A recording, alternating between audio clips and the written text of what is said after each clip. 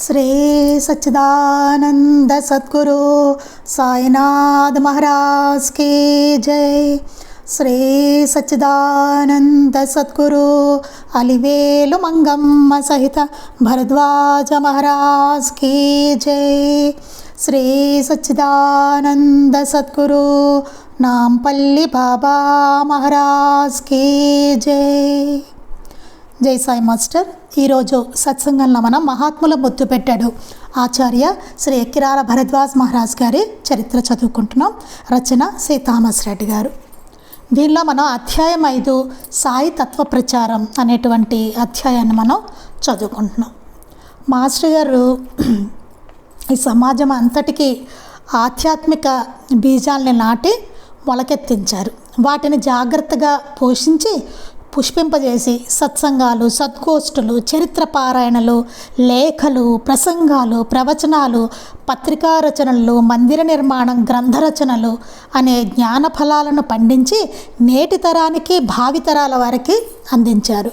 ఇన్నిటి కార్యక్రమాలతోటి సాయి తత్వ ప్రచారాన్ని మాస్టర్ గారు చేశారన్నమాట। ఎంత కష్టమైనా సరే ధర్మాన్ని 100కి 100 పాళ్ళు ఆచరించేవారు మాస్టర్ గారు। సకల మతాల సాంప్రదాయాల సారాన్ని జీర్ణం చేసుకుని సర్వులకు సరిపడు సద్గురు శ్రీ షిరిడీ సాయి ఆధ్యాత్మిక తత్వాన్ని తన ఆధ్యాత్మిక ప్రచారంలో ప్రధానంగా తీసుకున్నారు। దీంట్లో మనం చెప్పుకున్నాం, సత్సంగం గురించి మనం చెప్పుకున్నాం। ఒకసారి వశిష్ఠ విశ్వామిత్రులు తమ సమస్య పరిష్కారానికి ఆదిశేషుని దగ్గరికి వెళ్ళారట। ఆదిశేషుడు తాను మోసే భూభారాన్ని కాసేపు మోయమని కోరతాడు। ఆదిశేషుడు అన్నట్టు నేను మోసే ఈ భూభారాన్ని కాసేపు మోయండి అని అడిగాట। అందుకు విశ్వామిత్రుడు తన తపస్సునంతా ధారపోసిన భూభారాన్ని మోయజాలకపోగా వశిష్ఠుల వారు తాను చేసిన సత్సంగ కాలంలోని నిమిష కాలాన్ని వినియోగించి భూభారాన్ని వహింపగలిగారట। సత్సంగ ప్రభావం ఇలాంటిది అని చెప్తున్నారు ఇక్కడ। ఇది ఏంటంటే ఆదిశేషుడు భూభారాన్ని కాసేపు మోయండి అని అడిగారట। అడిగితే విశ్వామిత్రుడిట తన తపస్సంతా తను చేసిన తపస్సు మొత్తం దారపోసేట, అయినా సరే ఆ భూభారాన్ని మోయలేకపోయేట। కానీ వశిష్ఠుల వారు ఏం చేశారట, తాను చేసిన సత్సంగ కాలంలో, ఆయన సత్సంగం చేసిన కాలంలో నిమిష కాలాన్ని వినియోగించారట। అంటే నిమిషం పాటు ఉన్న సత్సంగంలో ఆయన చేసిన ఆ తపశ్శక్తిని నిమిషం పాటును వినియోగించారు। ఆయన వినియోగించి భూభారాన్ని మోయగలిగారట। అంతటి ప్రభావం అయిందట సత్సంగం అది। అందుకే మాస్టర్ గారు సాయి ధర్మ ప్రచారానికి సత్సంగాన్ని ఆయుధంగా చేపట్టారన్నమాట। మాస్టర్ గారి సత్సంగంలో ఎప్పుడు అట్టహాసాలు ఉండవు, డబ్బులు ఖర్చు అసలే ఉండదు। మనం చూస్తున్నాంగా సత్సంగం అట్టహాసాలు ఉండవు, డబ్బులు ఖర్చు ఉండదు। దత్తస్వామి చిత్రపటాలు, దత్తాత్రేయ స్వరూపుడు, సకల దేవతా స్వరూపుడు అయిన షిరిడీ సాయి చిత్రపటము, భగవాన్ రమణ మహర్షి, మరికొన్ని అవధూతుల సత్పురుషుల చిత్రపటాలు మాత్రం ఉంటాయి। శ్రీ సాయి చిత్రపటాన్ని వీలున్నంత వరకు వారి రూపం ఒక్కటే ఉన్నది ఎన్నుకోవాలి। బాబా పటాన్ని మాస్టర్ గారు చెప్తున్నారు ఇక్కడ। బాబా పటాన్ని కొన్ని చూడండి భక్తులతో ఉన్నవి అలాంటివి ఉంటాయి, అవి మనం వేరే పెట్టుకోవచ్చు, కానీ సత్సంగం చేసేటప్పుడు మాత్రం మనం బాబా ఒక్కరే ఉన్న పటాన్ని పెట్టుకోవాలి, ఎన్నుకోవాలి అని చెప్తున్నారు। ఇంకా ముఖ్యమైనది ఏం చెప్తున్నారంటే చేతిలో ఓంకారం, శివలింగం, శిలువ, చాంద్ ఇలాంటి చిహ్నాలు లేకుండా చూసుకోవాలి, మత చిహ్నాలు లాంటివి ఇలాంటివి లేకుండా చూసుకోవాలి। కారణం బాబా రూపం ఒకటే అయితే అన్ని మతాల వారు నమస్కరిస్తారు। బాబా రూపం ఒక్కటే పెట్టుకుంటే మనం అన్ని మతాల వాళ్ళు నమస్కరిస్తారు, ఆహ్వానిస్తారు। ఇలాంటి గుర్తులు ఉన్నప్పుడు వేరే మతాల వాళ్ళు వాటిని ఆ చిహ్నాలను చూసినప్పుడు వాళ్ళకి ఇబ్బంది కలగవచ్చు అంటారు శ్రీ మాస్టర్ గారు। అందుకోసం అంటే ఇతరులకు ఇబ్బంది లేకుండా అట్లాంటి చిహ్నాలు ఆయన చేతిలో ఇట్లా ఉన్నవి అట్లాంటివి పెట్టుకోవద్దు అని చెప్తున్నారు। జస్ట్ బాబా ఉన్న పటాన్ని పెట్టుకోండి అని చెప్తున్నారు అన్నమాట। శ్రీ మాస్టర్ గారి సత్సంగ విధానం ఎంతో ఇక్కడి నుంచి మనం చదువుకోవాలండి। మాస్టర్ గారి సత్సంగ విధానం ఎలా ఉండేది అనేది చెప్తున్నారు। శ్రీ మాస్టర్ గారి సత్సంగ విధానం ఎంతో ప్రశాంతంగానో హృదయంలో భక్తిని ప్రతిష్ఠించేదిగానో ఉండేది। మాస్టర్ గారి సత్సంగం ఎలా ఉండేట, ఎంతో ప్రశాంతంగా ఉండేట, హృదయంలో భక్తి, మనం సత్సంగం కూర్చోగానే చక్కటి మన హృదయంలో భక్తి పెళ్ళుబెక్కుతూ ఉండేదన్నమాట. చక్కటి సద్గ్రంథ పఠనతో వీరి సత్సంగం ప్రారంభమయ్యేది. సత్సంగంలో మొదట సద్గ్రంథ పఠనం ఉండేది అనమాట. ఏదో ఒక గ్రంథం చదవడం అనేది ఉండేది. శ్రీ సాయి లీలామృతమో, శ్రీ గురుచరిత్రో లేదా ఇతర మహనీయుల చరిత్ర గ్రంథమో మొదట కాసేపు పారాయణ చేసి తరువాత భజన చేస్తారు. కాసేపు సాయి లీలామృతం కానీ, గురుచరిత్ర కానీ, ఏదైనా ఇతర మహనీయుల చరిత్ర కానీ కాసేపు పారాయణ చేసుకుని తర్వాత భజన చేస్తారట. అంటే మాస్టర్ గారు ఎట్లా చేసేవారు సత్సంగం అని చెప్తున్నారు. ఈ భజన ప్రారంభంలో శ్రీ మాస్టారు చేతులు జోడించి శ్రీ సచ్చిదానంద సద్గురు సాయినాథ్ మహారాజ్కి జై అని చెప్పగా అందరూ కలిసి చెప్పడము, తరువాత గురుర్బ్రహ్మ శ్లోకాన్ని 3 సార్లు చెప్పగా అందరూ కలిసి పలికేవారు. మొదట సాయినామాన్ని గట్టిగా మాస్టర్ గారు చక్కగా చెప్పేవారు అనమాట ఆయనకి, బాబాకి. తర్వాత అందరూ మాస్టర్ గారితో పాటు వెనకాల చెప్పేవారు. తర్వాత గురుర్బ్రహ్మ శ్లోకాన్ని 3 సార్లు చెప్పేవారు. అప్పుడు అందరూ వెనకాల శ్లోకం చెప్పేవారు అనమాట. తరువాత శ్రీగణనాథ, మానస భజరే, గురుదేవదత్త సాయిరాం, అరుణాచల శివ అరుణాచల శివ, ఓం నమ శివాయ, గురుదత్త దిగంబర తవశరణం అనే నిర్ణీత భజన గీతాలే మాస్టర్ గారు చేతులు తొడుతూ చెబుతుండగా అందరూ భావయుక్తంగా చేతులు తొడుతూ పలికేవారు. ఈ భజనలే ఉండేవన్నమాట మాస్టర్ గారి సత్సంగంలో. అది ఎందుకంటే మాస్టర్ గారు ఏం చెప్తున్నారంటే నిర్ణీతమైన భజనలే పెట్టుకోవాలి అని చెప్పి అలా మార్చేస్తూ ఉంటే మనకి భావం నిలపడం కష్టం అవుతుంది. అదే కొంతమంది కొత్త వాళ్ళు రావచ్చు, ఇలా రకరకాలుగా ఉంటుంది. అలా మార్చేస్తూ ఉంటే కన్ఫ్యూజన్ కూడా వస్తుంది జనాల్లో. అందుకని మన ఇష్టం వచ్చిన భజనలు అట్లా కాకుండా మాస్టర్ గారి సత్సంగం భజన అనే గ్రంథంలో భజనలన్నింటినీ పొందుపరిచారనమాట. వాటిని పాడుకోవాలని చెప్పారు. ఇందులో మేళతాళాలు, డోలు, సన్నాయిలు ఉండవు, దీర్ఘరాగాలు ఉండవు. మాస్టర్ గారి సత్సంగం ఏంటంటే మేళతాళాలు ఉండవు, డోలు సన్నాయిలు ఇలాంటి హడావుళ్ళు ఉండవు. మనం బయట భజన బృందాలు చూస్తాం కదా, అట్లా ఉండదు మాస్టర్ గారి సత్సంగం. దీర్ఘరాగాలు ఉండవండి అసలు. మీరు చూడండి భజనలు మాస్టర్ గారివి ఎక్కడ అంత పాడలేనంతగా అసలు దీర్ఘాలు ఉన్నవి అసలు ఉండవు. మనది శ్రీ సచ్చిదానంద కూడా అందరూ చెప్పగలుగుతారు. నేను కొన్ని చోట్ల విన్నాను, ఆ గొంతు మధ్యలో ఆగిపోతుందండి శ్రీ సచ్చిదానంద చెప్తుంటే. అట్లా చెప్తూ ఉంటారు, దీర్ఘంగా చెప్తూ ఉంటారు. అందరూ అనలేరు కదా అది. అట్లాగా మనం ఏమీ అందరూ సంగీతం వచ్చిన వాళ్ళమును అంత చాతుర్యం ఉన్నవాళ్ళం కాదు కదా, మనం అందరికీ రాదు అట్లాగా అన్నం. అందుకని దీర్ఘరాగాలు ఉండవు. ప్రతి ఒక్కరూ భగవత్ ప్రసాదితమైన సహజ స్వరంతో పాడుకునేటట్లు భజన గీతాలు ఉంటాయి. ప్రతి ఒక్కరు మనకి భగవంతుడు ఏదైతే సహజమైన ఆ స్వరాన్ని ప్రసాదించారో దానితోనే పాడుకునేటట్లుగా భజన గీతాలు ఉంటాయండి. అంత సులువుగా ఉంటాయి అన్నమాట. మామూలు దానికేం సంగీత పరిజ్ఞానం అక్కర్లేదు. అలా మామూలుగా చాలా సులువుగా ఉంటాయి మాస్టర్ గారి భజనలు. నేను అందరూ పాడుకోవడానికి వీలుగా ఉంటుంది.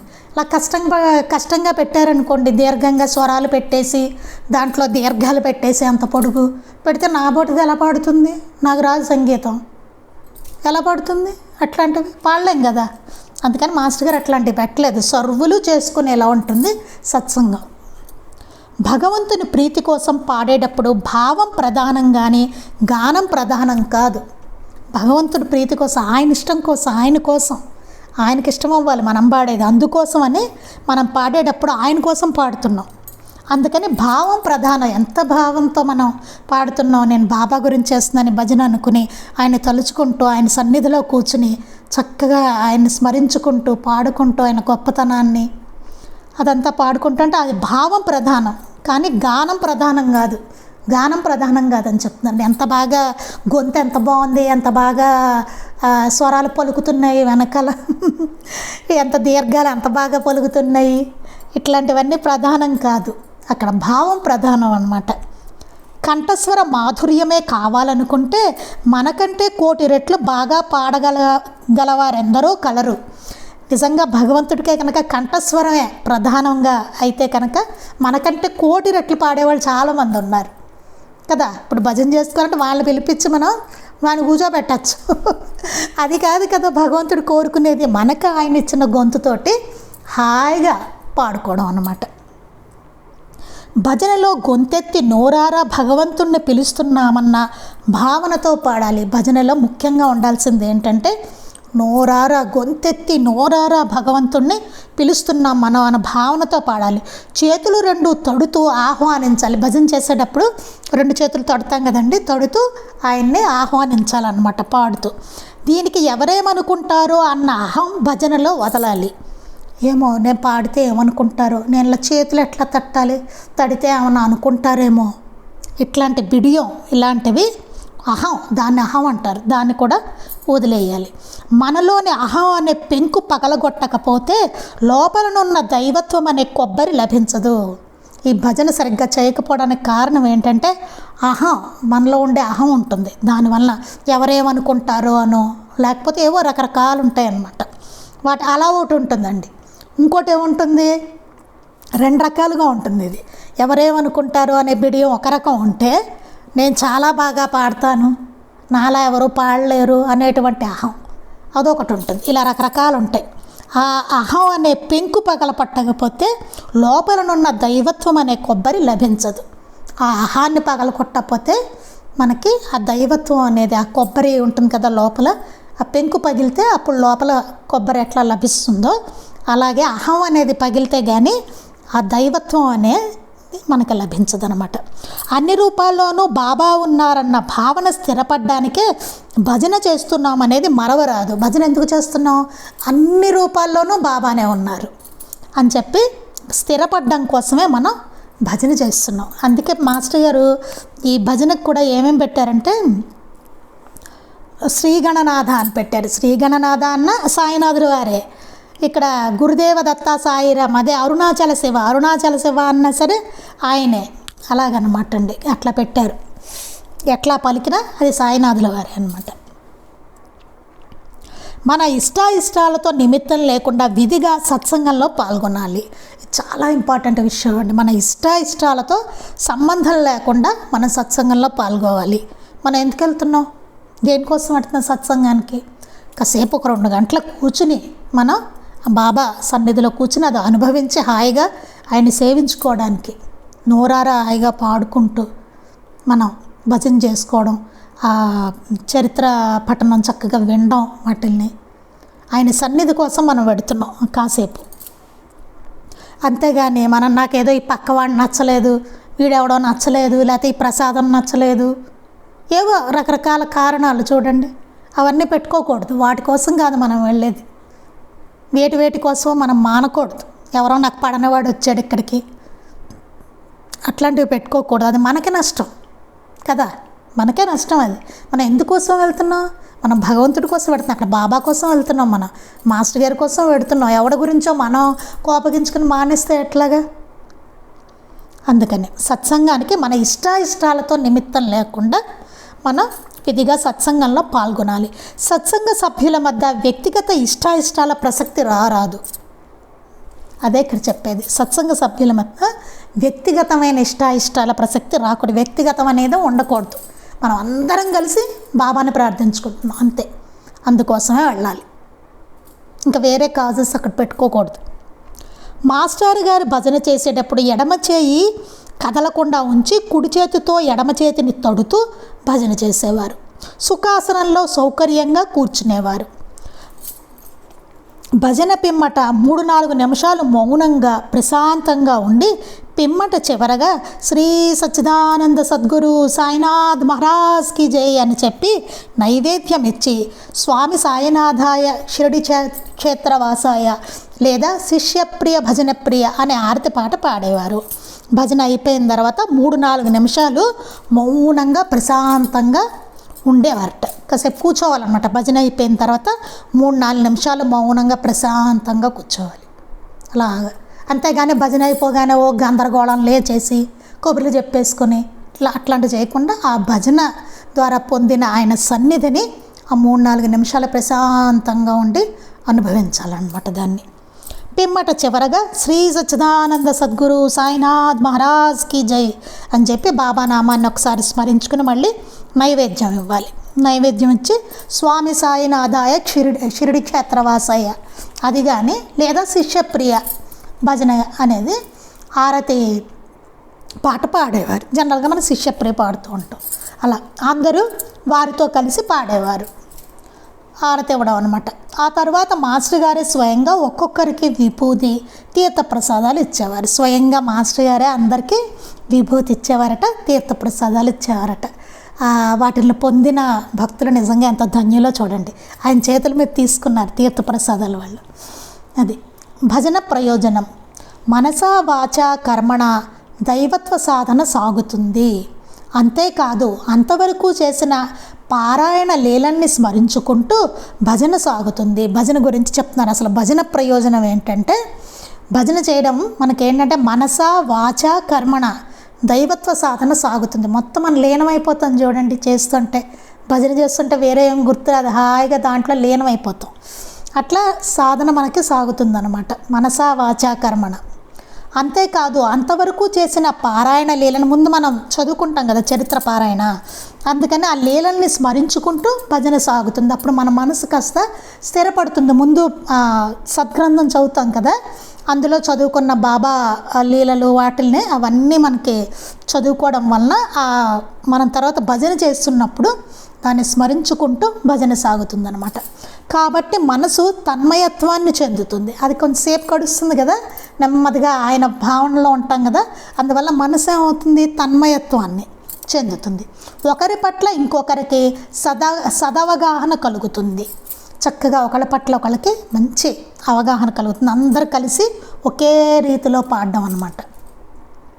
ఈ భజన లేదా సంకీర్తన అనేది అనాదిగా వస్తున్న ఉత్కృష్టమైన ఆధ్యాత్మిక సాధన. ఇదేదో కొత్తగా వచ్చింది కాదు, భజన అనాదిగా వస్తుంది, ఎప్పటి నుంచో వస్తుంది అనమాట. భక్తిని నేర్పేదే భజన. భజన అంటే భక్తిని నేర్పుతుందట.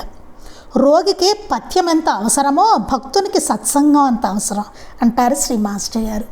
రోగం చేసేవాడు మందు ఒకటి వేసుకుంటే చాలదు కదండి, దానికి పచ్చని చెప్తాడు డాక్టర్, రే ఈ మందులు వేసుకో, ఇవి తినకో, ఇది నీకు తిరగబడితే ఈ మందులు తిన్నావు, ఈ పదార్థాలు తిన్నావంటే నీకు రోగం ముదురుతుంది, తగ్గదు, అందుకని చెప్పి ఈ పచ్చని చేయి, వీటిని తినకు అని చెప్తాడు డాక్టర్ కదా.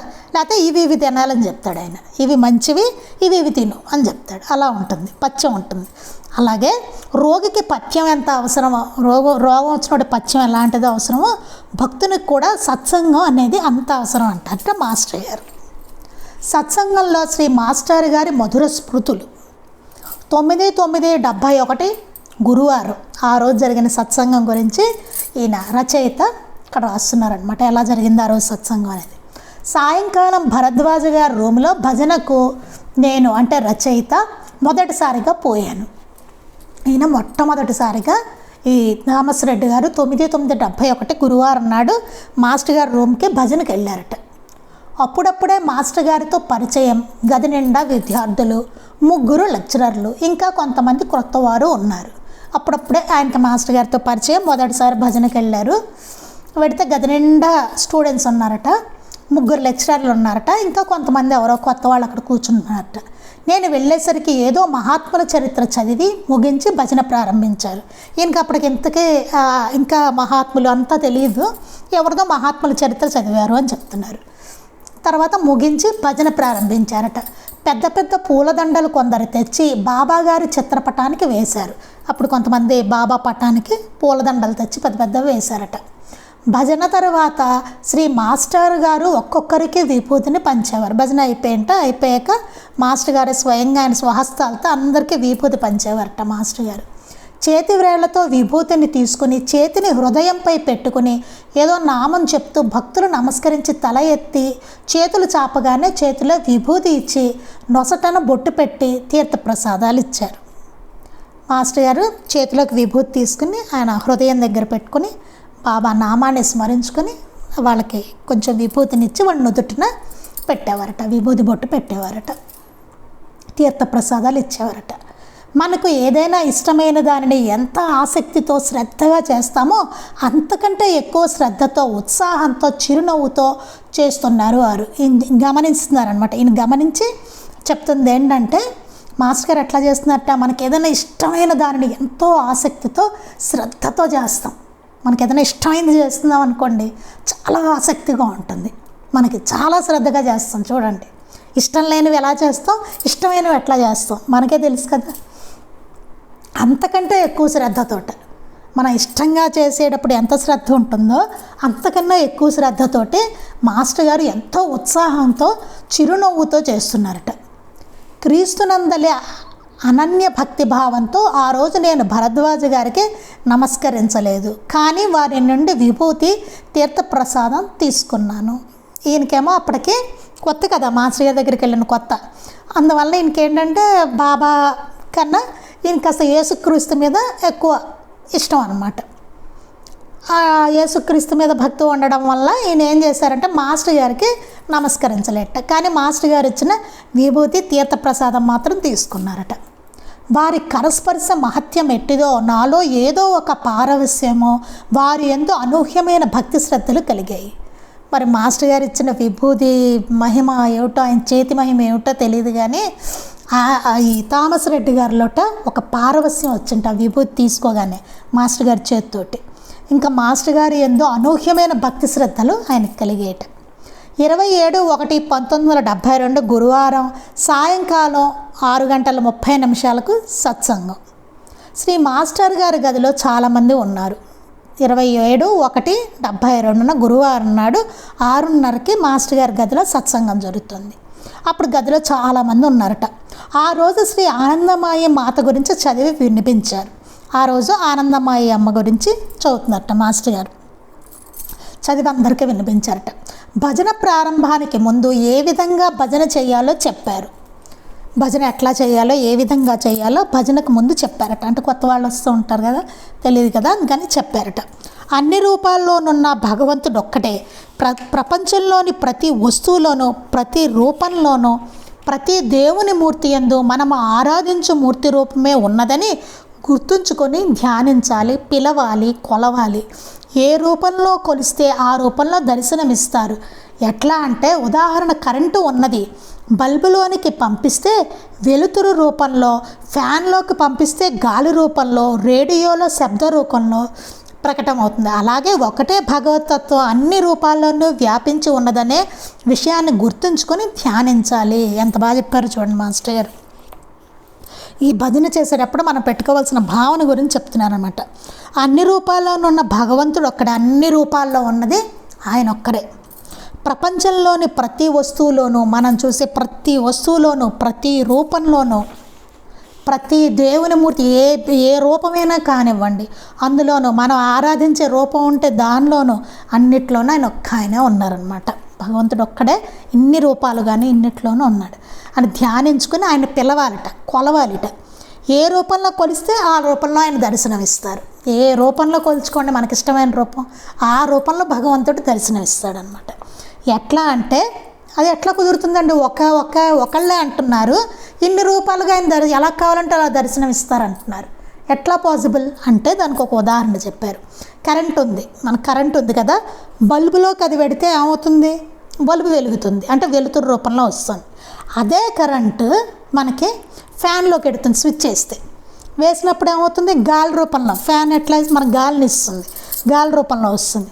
అదే రేడియో ప్లగ్ పెట్టాం, రేడియో ఇది టేప్ రికార్డర్ రేడియోనో ఆన్ చేస్తాం, అదేమవుతుంది? పలుకుతుంది, అంటే శబ్ద రూపంలో వస్తుంది. అంటే ఉన్నది కరెంటే, అదే వివిధ రూపాలుగా, ఒకటి వెలుగుగా వస్తుంది, ఒకటి గాలిగా వస్తుంది, ఒకటి శబ్దంగా వస్తుంది కదా, ఉన్నది కరెంటే మళ్ళీ.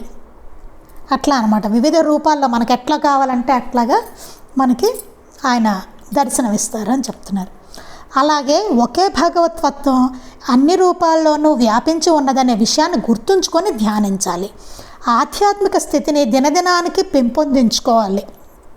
ఈ ఆధ్యాత్మిక స్థితిని రోజు రోజుకి దాన్ని పెంపొందించుకుంటూ రావాలట.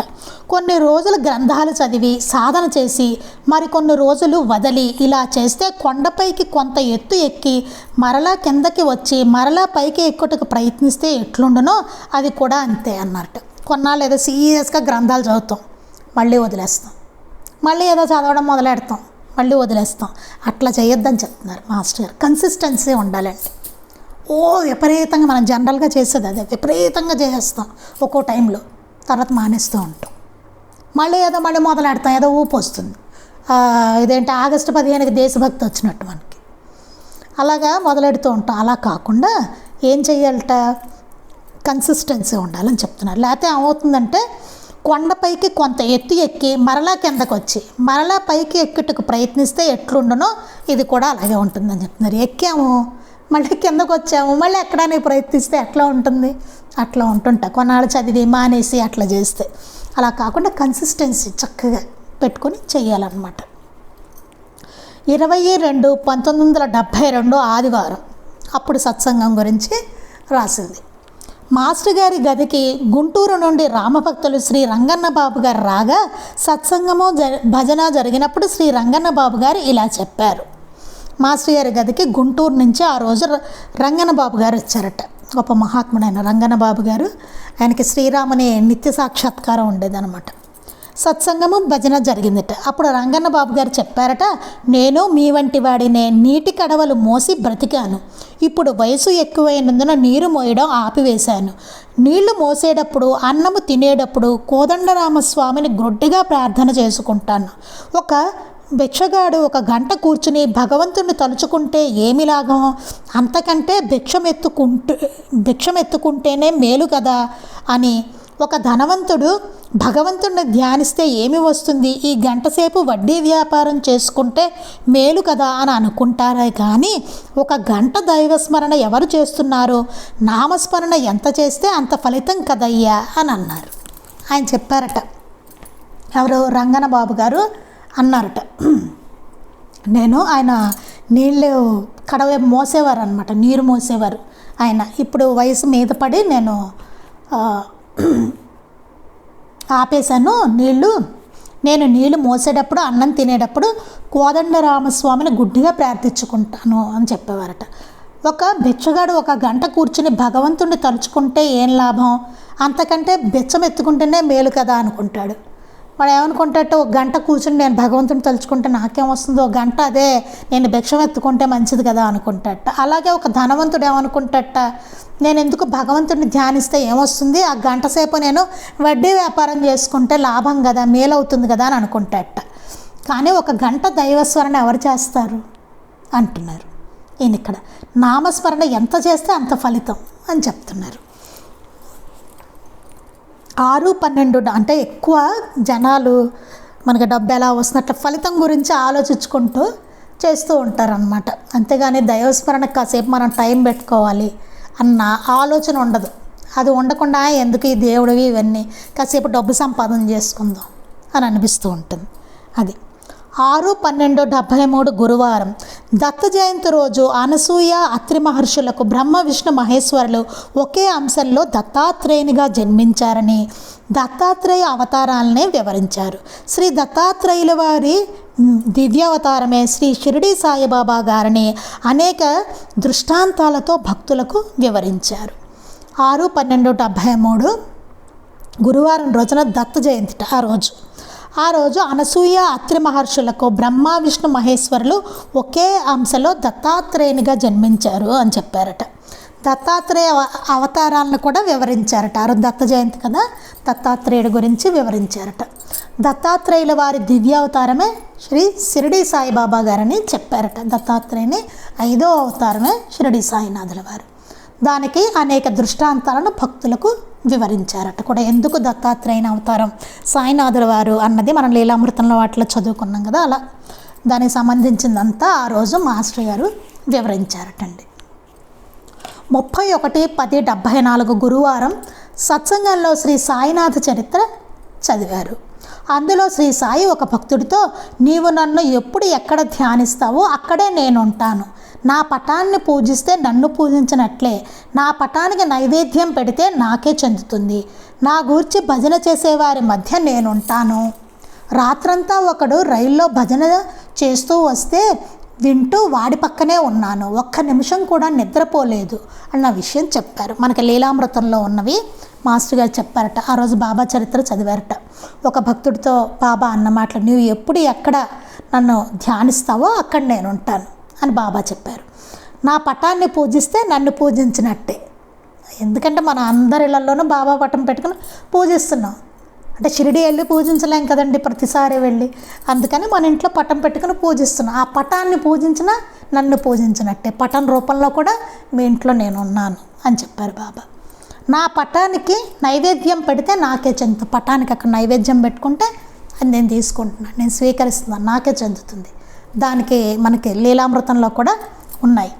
పటానికి ఒకతను నైవేద్యం ఇవ్వడం మర్చిపోతే బాబా చెప్తారు, నేను మీ ఇంటికి వెళ్ళాను, నాకు వాడు నైవేద్యం పెట్టలేదు అని చెప్తారు.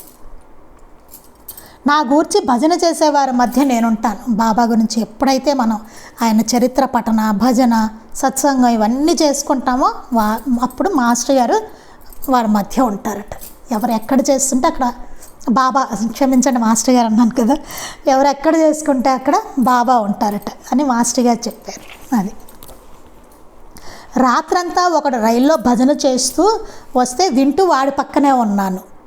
ఇది కూడా చెప్తారు. రైల్లో ఒకడు వస్తూ రాత్రంతా నా గురించే భజన చేశాడు అని చెప్తారు కదా. అంటే ఎక్కడ ఎవరు స్మరించిన ఆయనకి తెలుస్తుంది. ఒక్క నిమిషం కూడా నిద్రపోలేదు, నేను నిద్రపోలేదు, వాడు భజన వింటూనే ఉన్నానని చెప్పారట. దీన్ని బట్టి ఏమిటో అర్థం, మరి ఎప్పుడు స్మరించుకున్నా ఆయన తెలుస్తుంది, ఆయన వింటూనే ఉంటారు. మనం అనుకుంటాం సత్సంగం చేస్తున్నా ఎవరు వింటున్నారు, ఎవరు రావట్లేదు, ఎవరు వినట్లేదు, ఎవరు రావట్లేదు. ఆయన వింటున్నారు అక్కడ, ఆయన కోసం కదా, మిగతా వాళ్ళ కోసం కాదు కదా. నేను ఇప్పుడు సత్సంగం ఇక్కడ చెప్తున్నా, చదువుకుంటున్నాం బాబా గురించి, ఇక్కడ ఎవడో వినకపోవచ్చు, కానీ ఆయన వింటున్నారు, అక్కడ కూర్చుని ఆయన ఉన్నారు కదా. బాబా ఇక్కడ నేను చదువుకుంటున్నాను గ్రంథం, ఆయన వింటున్నారు అక్కడ.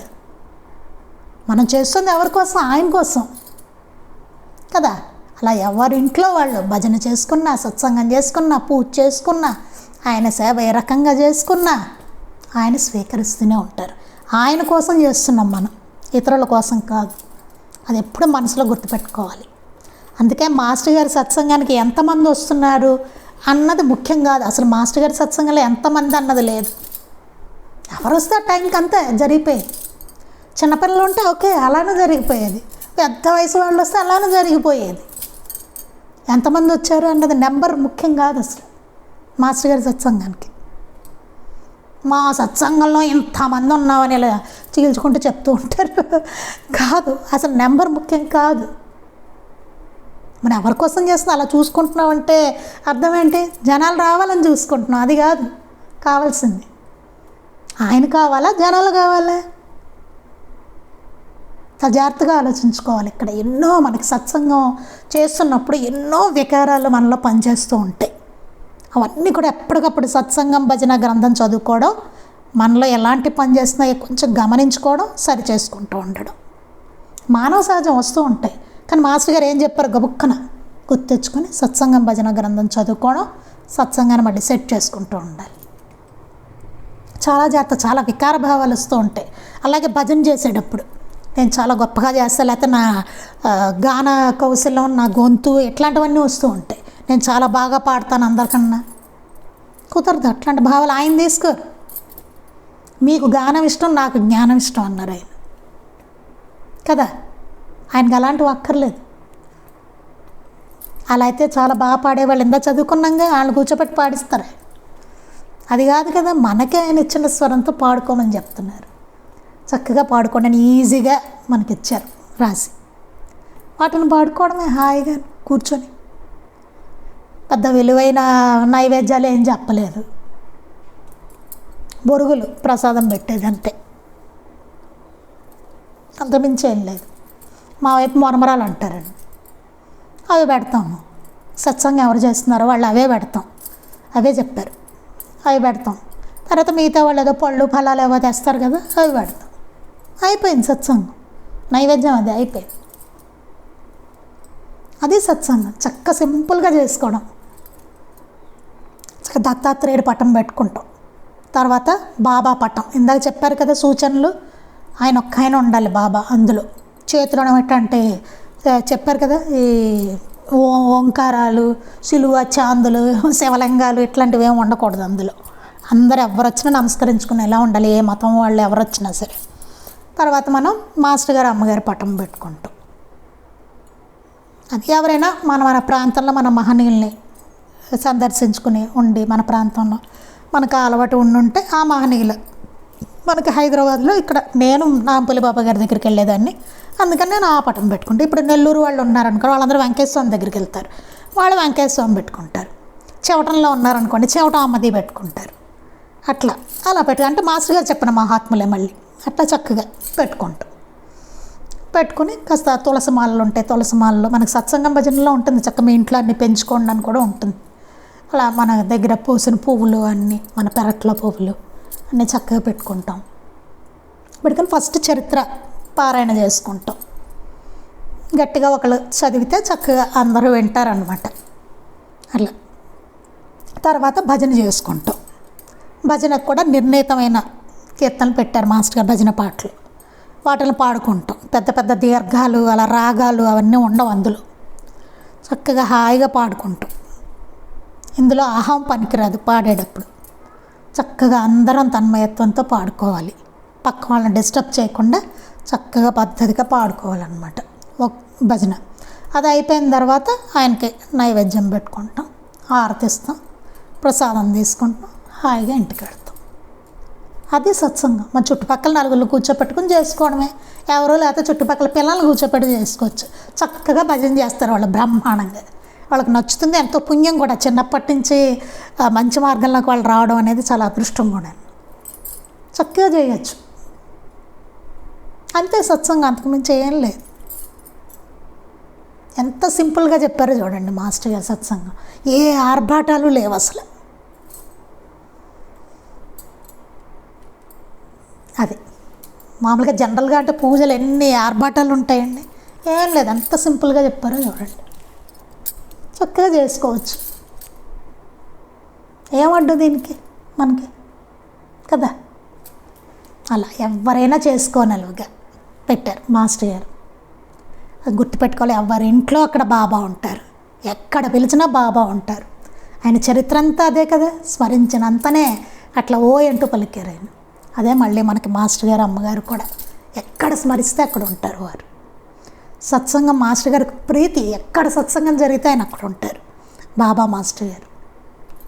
అది గుర్తుపెట్టుకుని చక్కగా చుట్టుపక్కల వాళ్ళు పిలిచి, ఎవరు లేకపోతే మన ఇంట్లో వాళ్ళమే కూర్చుని హాయిగా సత్సంగం చేసుకోవచ్చు. ఎవరింట్లో వాళ్ళు హ్యాపీగా చేసుకోవచ్చు. అయ్యా భజన రాదండి అక్కర్లు, అక్కడ మాస్టర్ గారి భజన ఉంది మనకి, ఆ భజన పెట్టుకోవచ్చు. లేకపోతే వేదమ్మ గారు చెప్పిన భజన ఉంది, అది పెట్టుకోవచ్చు. పెట్టుకుని మన వెనకాలంటూ చక్కగా చేసుకోవచ్చు. మనకి ఈ మహాత్ముల గ్రంథాలు ఉన్నాయి, లీలామృతం కాస్త తీసి చదువుకోవడమే, కొంత పెట్టుకోవడం, ఆ రోజు చదువుకోవడమే ప్రతి సత్సంగంలో. అయిపోయింది అంతే కదా. ఏముంది, అంతకు మించి ఏం లేదు. హ్యాపీగా చేసుకోవచ్చు, ప్రశాంతంగా చేసుకోవచ్చు. దీనికోసం మనం ఎక్కడికి పరిగెట్టక్కర్లేదు. అది అందుకని చెప్పేది ఏంటంటే, మాస్టర్ గారికి ఎంతో ప్రీతికరమైనది సత్సంగం. అది మనం చక్కగా పారాయణ చేసుకుంటూ సత్సంగాన్ని కూడా మన ఇంట్లో మనం చేసుకోవచ్చు. మధ్య మధ్యలో మొన్న కళ్యాణానికి వెళ్ళి వచ్చాము. అట్లా పర్వదినాల్లో మనం అమ్మగారి సన్నిధికి వెళ్ళి చక్కగా అక్కడ ఏమైనా సేవలు అవి చేసుకొని రావచ్చు. ఇంకా అంతకన్నా ఇంకేం కావాలి మనకి. ఎవరైనా అడిగితే గ్రంథాలు ఇవ్వచ్చు, మాస్టర్ గారి గ్రంథాలు తెప్పించుకొని కదా. ఎంత గొప్ప సేవ. అన్నీ జరుగుతున్నాయి కదా మాస్టర్ గారు చెప్పినవన్నీ. హాయిగా చేసుకోవడం ఎప్పుడు శాంతంగా. అంత మించి ఏం లేదు. ఎంత సులువుగా చెప్పారు చూడండి మాస్టర్ గారు. ఓ పెద్ద కష్టమైనవి ఏం చెప్పలేదు. నువ్వు మడి కట్టేసుకో, వండేసేయి అనేసి అవేం చెప్పలేదు కదా ఆయన. దీనికి కూడా బతకమే మనకి. లేకపోతే టైం లేదంటాం, ఇంకోటి అంటాం. మనకే మంచిదే. ఎక్కడ సత్సంగం జరిగితే అక్కడ బాబా మాస్టర్ గారు అట్లా కొలువై ఉంటారండి. చాలా ప్రత్యేకమైన ఆధ్యాత్మిక ప్రభావం ఉంటుంది అక్కడ చుట్టుపక్కల. మీరే కొన్నాళ్ళు సత్సంగం చేసుకొని ఇంట్లో గమనించండి, ఎంత తేడా ఉంటుందో తెలుసా అండి. పారాయణ సత్సంగం చేసుకుంటుంటే గమనించండి మీరే. చాలామందికి అనుభవం అది. చాలా అద్భుతంగా ఉంటుంది మనకి. చుట్టుపక్కల చాలా బాగుంటుంది, ఇంట్లో కానీ బయట కానీ ఆ పరిసరాల్లో కానీ చాలా అద్భుతంగా ఉంటుంది. చూడండి, చేసి చూసుకోండి. అది ఇంకా మిగిలింది మనకి మాస్టర్ గారు ఇంకేంటి ఉంది. తర్వాత 28/11/74 గురువారం సత్సంగం గురించి మనం రేపు మళ్ళీ నెక్స్ట్ సత్సంగంలో మనం చదువుకుందాం. ఏం చెప్పారు ఆ రోజు మాస్టర్ గారు అనేది. శ్రీ సచ్చిదానంద సద్గురు సాయినాథ్ మహారాజ్ కీ జై. శ్రీ సచ్చిదానంద సద్గురు అలివేలు మంగమ్మ సహిత భరద్వాజ మహారాజ్ కీ జై. శ్రీ సచ్చిదానంద సద్గురు నాంపల్లి బాబా మహారాజ్ కీ జై. గురుదేవ దత్త అవధూత చింతన.